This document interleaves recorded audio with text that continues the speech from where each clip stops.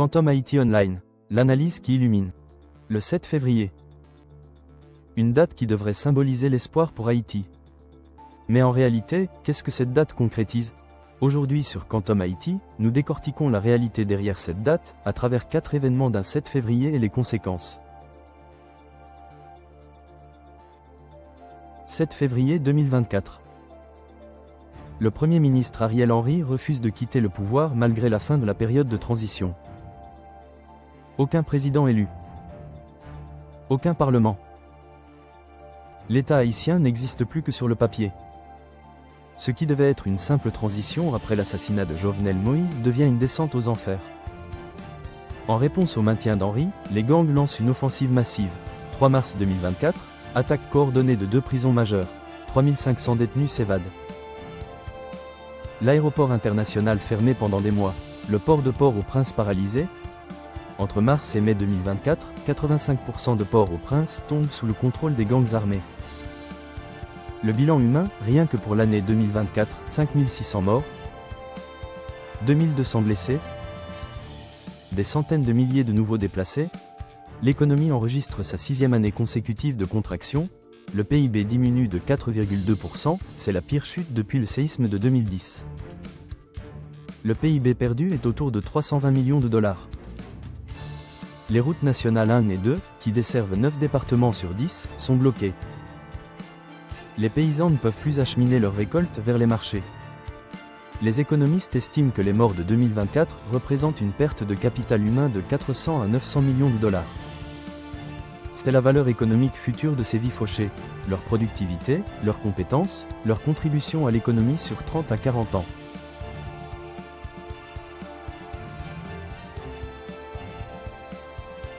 « 7 février 2021. Une bataille constitutionnelle éclate. L'opposition affirme que le mandat du président Jovenel Moïse expire le 7 février 2021. Moïse refuse de partir, arguant que son mandat court jusqu'en 2022. Le pays se déchire en 2 camps. Aucun compromis. L'opposition désigne un président provisoire, Joseph Mécène Jean-Louis. Haïti a maintenant 2 présidents. 5 mois plus tard, dans la nuit du 6 au 7 juillet 2021, Jovenel Moïse est exécuté. À ce jour, les commanditaires réels restent inconnus. Sans président élu, sans parlement fonctionnel depuis janvier 2020, l'État haïtien implose complètement. Et c'est dans ce vide que les gangs armés se déploient comme jamais auparavant. Sur ces 3 années et demie, l'économie haïtienne n'a jamais cessé de se contracter. Coût direct de la violence, 1,53 milliard de dollars en 2023. Destruction d'infrastructures, centaines de millions. Fuite de capitaux, milliards. Coût total 2021-2024 sur 5 à 8 milliards de dollars. Au moins 10 000 à 12 000 morts liés à la violence des gangs. Plus de 1 million de déplacés internes. Des milliers d'enlèvements contre rançon.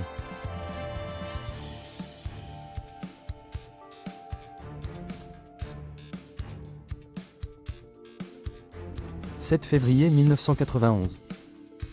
Ce jour-là, Haïti croit enfin sortir du cauchemar. Jean-Bertrand Aristide, jeune prêtre salésien de 37 ans, doit prêter serment comme président. Mais avant, un événement sanglant préfigure la tragédie. 7 janvier 1991, le putsch de Lafontan dans la nuit du 6 au 7 janvier, Roger Lafontan, ancien ministre de l'Intérieur de Duvalier et ex-chef des Tontons Macoutes, tente un coup d'État. Il prend le palais national. Force la présidente provisoire Herta Pascal Trouillot à démissionner. Se proclame président à minuit 45. La réponse populaire est immédiate et d'une violence inouïe. Dès l'aube, des dizaines de milliers d'Haïtiens envahissent les rues de Port-au-Prince, armés de machettes, de pierres, de couteaux. Ils isolent le grand quartier général militaire. Bloquent l'aéroport. Et se lancent dans une chasse aux macoutes à travers la capitale. Bilan du 7 janvier 1991, 75 personnes tuées principalement des macoutes et des partisans de Lafontan lynchés par la foule, 150 blessés. La vieille cathédrale de Port-au-Prince, construite en 1770, est incendiée, un patrimoine irremplaçable détruit. Valeur, 10 à 15 millions de dollars. Lafontan est finalement arrêté. Aristide peut être investi le 7 février.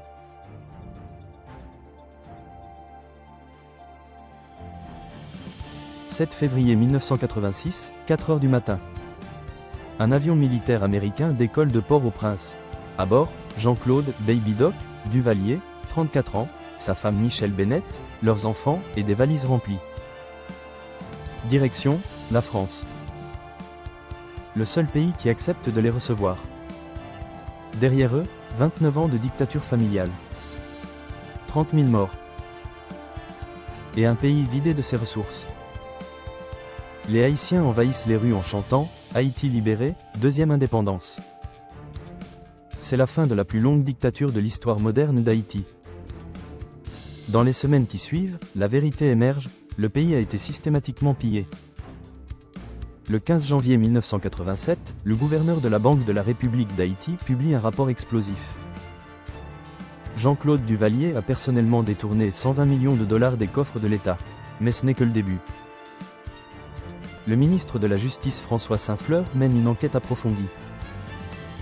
Les résultats sont accablants.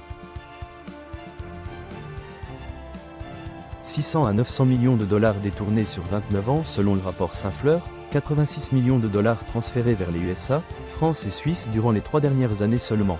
60 millions de dollars de transferts autorisés par le ministre des Finances Frantz Merceron.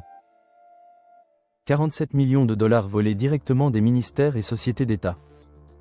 5,7 millions de dollars bloqués en Suisse, partiellement restitués. L'Office des Nations Unies contre la drogue et le crime place la fourchette entre 500 millions et 2 milliards de dollars. En 2004, le Global Corruption Report classe Duvalier comme le 6e dirigeant le plus corrompu au monde, entre Slobodan Milošević et Alberto Fujimori.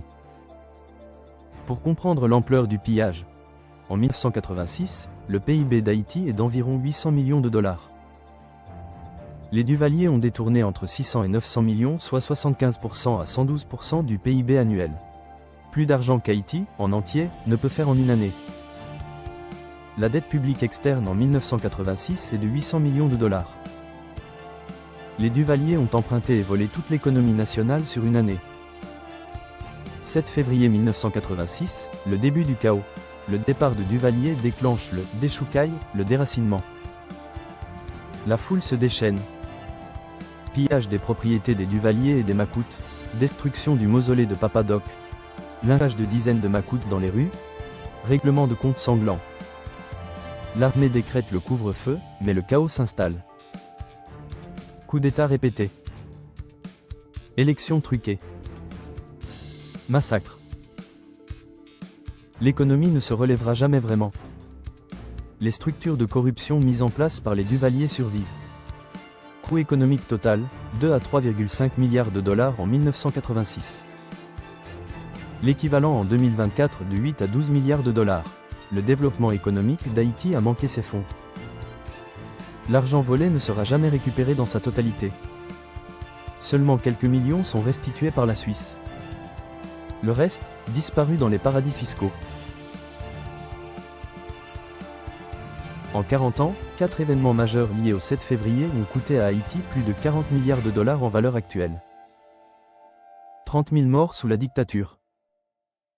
5 000 durant les coups d'État. 5 600 rien qu'en 2024. De 1986 à 2024. Du pillage systématique à l'effondrement total. On compte plus de 50 000 morts. Plus de 30 milliards de dollars. L'escalade de la catastrophe. Chaque 7 février prépare le suivant, dans une spirale infernale. Pour mettre en perspective, le séisme de 2010 a coûté 7,8 milliards, les 7 février, ce sont 30 milliards de dollars égale 4 fois le PIB actuel d'Haïti. Les 7 février combinés ce sont 4 fois plus. L'instabilité politique détruit sur des décennies. Chaque 7 février est un goudou-goudou. La question finale n'est plus, est-ce qu'Haïti pourra se relever? Mais combien de temps Haïti restera encore à terre? Haïti peut-elle encore survivre à 40 ans de destruction? Le 7 février, du symbole d'espoir ou certificat de décès d'une nation. Allons-nous avoir un 7 février 2026 autrement? Comment briser le cycle? Que pouvons-nous faire pour ne plus avoir à vivre un 7 février sanglant et destructeur? Abonnez-vous et commentez vos réponses. Quantum Haïti, analysons ce que d'autres préfèrent ignorer.